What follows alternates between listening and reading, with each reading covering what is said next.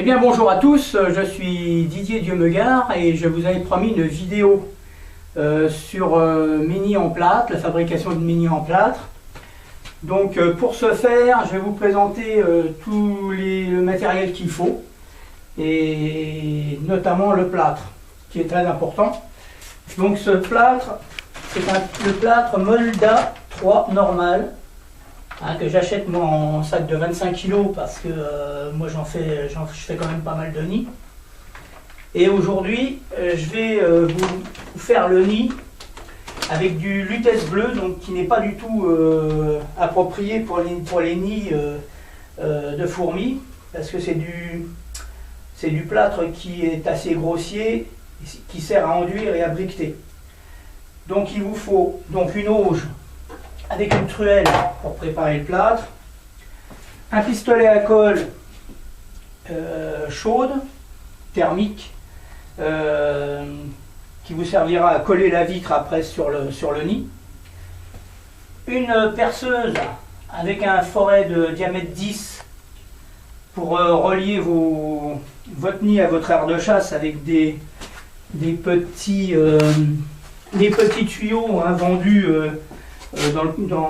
dans tous les magasins de bricolage, de même que le plâtre Molda, qui est un plâtre de staffeur, qui devient extrêmement dur. Ce sont des staffeurs qui servent de ce plâtre pour faire tout ce qui est corniche, etc. dans les hôtels, etc. Donc les restaurants, enfin tout ce qui est moulure que vous voyez autour en général au plafond, etc. C'est les staffeurs qui font ça et ils se servent de ce plâtre-là. Donc après, il va vous falloir une drémelle avec un cordon pour mettre les différentes fraises pour faire les galeries et les chambres. Et éventuellement, pour ceux qui feront des gros nids, une défonceuse. Parce que, comme je vous ai montré, les gros nids de Nicobarensis, Vagus, etc., ce sont des gros nids et à la Dremel, ça prendra énormément de temps, donc à la défonceuse, ça va très vite. Ensuite, il vous faut du double face, donc 2 dimensions, petite dimension pour les petits nids comme celui-ci, et large pour les grands nids qui tiendraient carrément sur cette planche-là, pour que la vitre soit vraiment bien tenue et qu'elle ne remonte pas avec le plâtre. Donc une vitre et un moule. Donc moi j'ai différents moules, là je vous ai pris un petit moule pour faire un petit nid, un cutter pour couper le double face et un crayon qu'on servira plus tard pour montrer, pour faire les galeries. Des briques qu'on mettra sur le moule pour pas qu'il remonte avec le plâtre, donc 4 parce qu'on en met une de chaque côté, et donc la vitre que j'ai pris un peu trop gros, un peu trop longue, si vous pouvez voir, parce que ici faut la prévoir un petit peu plus petite quand même, parce que ici on fait les trous pour l'humidité du nid. Dans cette cavité, on fera des trous et on mettra de l'eau pour humidifier le nid. Donc voilà, donc je vais vous montrer maintenant la préparation donc du carreau. Qu'on applique sur la partie la plus longue. Voilà.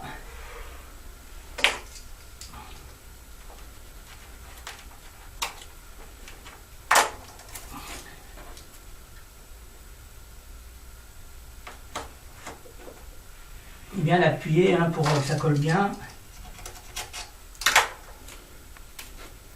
Et après, on enlève la pellicule.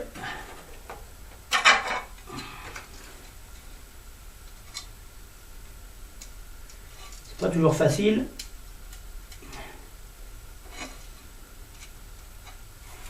Voilà.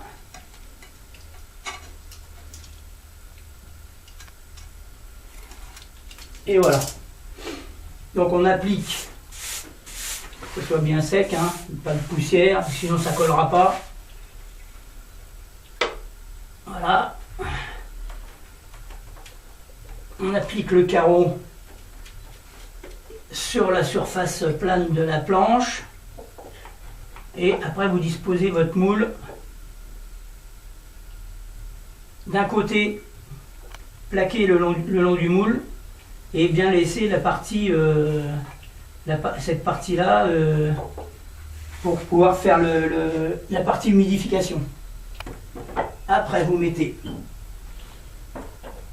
vos briques, hein, même sur un petit nid comme ça, on peut même en mettre que 2. Et on va passer à la préparation du plâtre.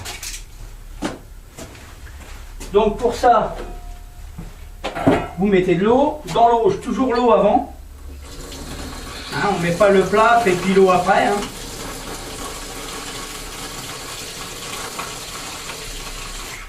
Alors je pense pour un nid comme ça, 1 litre d'eau, ça doit être amplement suffisant. Si on n'a pas assez, ben, on en rajoute avant qu'il soit, avant que le plâtre soit pris.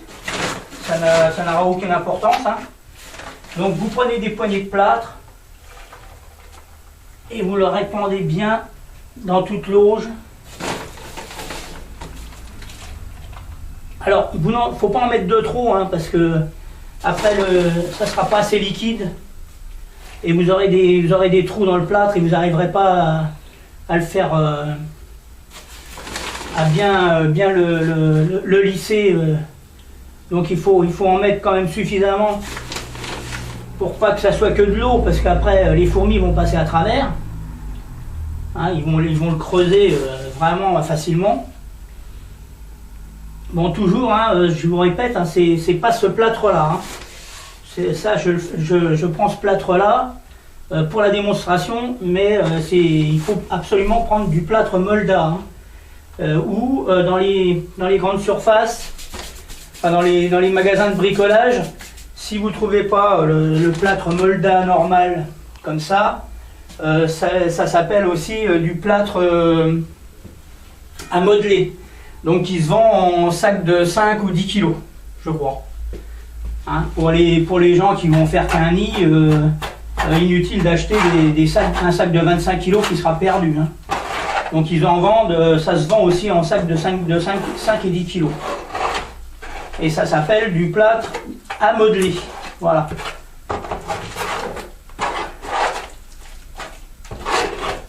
Donc après vous mélangez bien tout de suite, hein, parce que le plâtre ça prend très vite. Vous mélangez bien votre plâtre avec votre eau pour pas faire faut pas de grumelots, hein, de grumeaux.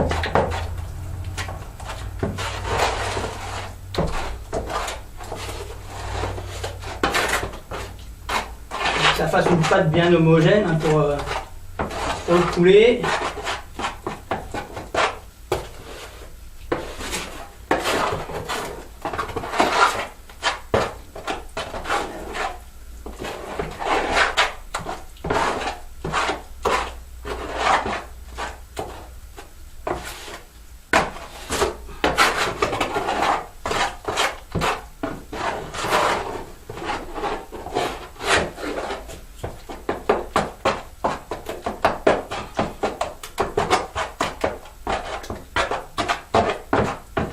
Voilà, quand c'est bien mélangé, après vous le coulez dans votre nid.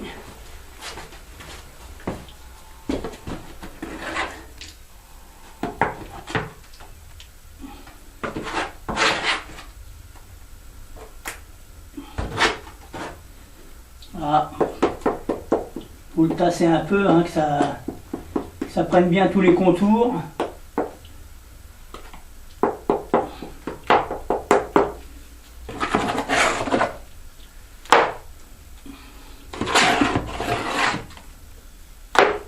Et souvent que ça arrive, il y en a de trop. Hein, vaut mieux en faire trop que pas assez.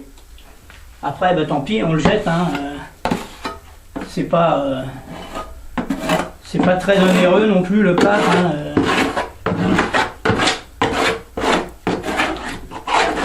Un sac de 25 kg, ça doit valoir, je pense, dans les 20 €, je crois.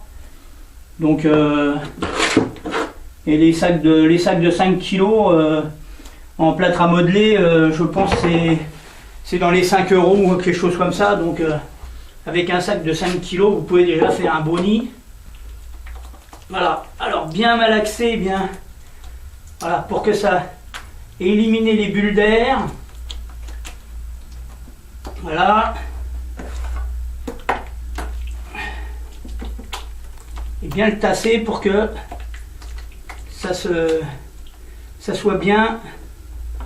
Et après, bah, vous raclez le surplus pour que vous ayez un endroit, un fond bien plat, pour que quand vous mettrez votre chauffage, hein, que ça prenne bien toute la surface du nid.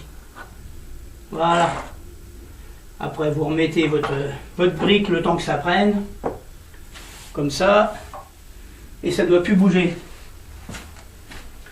Donc là on va pas attendre que le nid soit pris. Hein. On va en prendre un qui a déjà été fait. Donc après, à la fin, ça vous donne ça. Donc vous avez votre carreau que j'ai enlevé pour refaire celui-là. Donc la partie ici qui est toute lisse. Vous verrez, ça fait comme du verre. Donc après, ce qu'on fait, on délimite. Donc ici, moi je fais bon, normalement, il faudra un carreau qui soit plus petit, hein, parce que qu'on ait une partie un peu plus large ici pour faire la partie humidification. Hein, bon, là je vous le fais comme ça, mais bon, faut prévoir un peu plus large quand même, parce qu'après on peut pas mettre assez d'eau. Et ici avec le forêt de 10 et la perceuse, vous percez des trous. Et après, bon, à la Dremel, si vous voulez, vous pouvez perfectionner votre trou, hein, qui soit bien rond partout. Hein. Et après, on fait donc, si vous avez une aire de chasse, suivant l'endroit où vous allez mettre votre aire de chasse ou votre nid, bah, vous faites un trou ici, donc diamètre 10, ou un trou ici, ou au milieu, ou donc sur les côtés. Hein, le trou, vous le faites à l'endroit où ça vous arrange le mieux, hein, si c'est sur une étagère, etc. Et après, bah, vous dessinez vos chambres. Moi, c'est ce que je fais, hein, je dessine toujours mes chambres avant. Comme ça, je leur donne la forme que je veux. Hein, ici, devant, toujours prévoir une grande chambre quand même pour que les fourmis puissent rentrer, les insectes, et qu'ils puissent les dépioter pour les manger. Hein. Et ici, après, moi, vous faites des galeries pour relier tout ça. Voilà. Vous faites des galeries pour relier les chambres entre elles. Et donc ça, vous faites à la Dremel. Hein. Voilà. Donc après, moi, ce que je fais pour aller plus vite, à la perceuse, hein, je mets un bout de scotch pour les petites espèces. Alors, en général, on fait 1 cm de profondeur, hein, entre 5 et 1 cm de profondeur. Pour les plus grosses, après c'est 1,5 et 2. Donc je mets un bout de scotch à l'endroit où je veux arrêter de percer. Et je fais un trou donc à la perceuse. Hein, bon là le plâtre est encore humide, donc et j'en fais tout le tour. Je fais des trous pour aller beaucoup plus vite. Et après je les finis donc à la Dremel. Comme ça. Donc après vous mettez, il y a différentes fraises de vendu. Hein. Celle-ci c'est une mèche carbure, donc qui me sert moi à faire les galeries pour relier les chambres, et des fois aussi pour finir les contours pour que ça soit propre. Sinon vous avez d'autres fraises, hein, qui sont plus grosses et qui vont aller beaucoup plus vite pour faire le perçage. Donc ensuite, lorsque vous avez fait tout ça, donc il faut au moins, là avec le temps qu'il fait, une bonne semaine, hein, pour que Si vous le mettez au soleil, dans 3-4 jours, normalement il devrait être sec. Il faut qu'il soit absolument bien sec pour pouvoir le creuser, parce que sinon ça fait de la pâte et ça colle partout et on ne peut plus l'enlever. Ça colle aussi sur les côtés des galeries, etc. Et les fourmis peuvent l'enlever et le coller sur la vitre. Donc attendez que ça soit bien sec. Et une fois que c'est bien sec, quand vous aurez tout creusé, ou vous lavez le nid avec vous le passez sous le robinet avec une brosse à dents, etc. pour enlever toutes les impuretés du plâtre, toutes les poussières. Et donc après vous remettez votre vitre, donc dans le bon sens, parce que si vous la retournez, des fois ça ne correspond pas. Donc remettez la vitre dans le bon sens, et ici sur les pourtours, avec le pistolet à colle chaude, que vous aurez préalablement branché évidemment, parce que là il n'est pas branché, Et donc vous, tout autour du nid, vous mettez un cordon de colle chaude qui va tenir la vitre et qui va boucher l'air pour pas que l'air rentre dans le nid, parce que les fourmis, s'ils sentent de l'air, ils cherchent à s'évader. Donc vous faites un cordon tout autour, bien large, et après, une fois que vous auriez creusé vos galeries, le faites pas, parce que sinon après vous êtes obligé de tout redémonter. Pensez-y.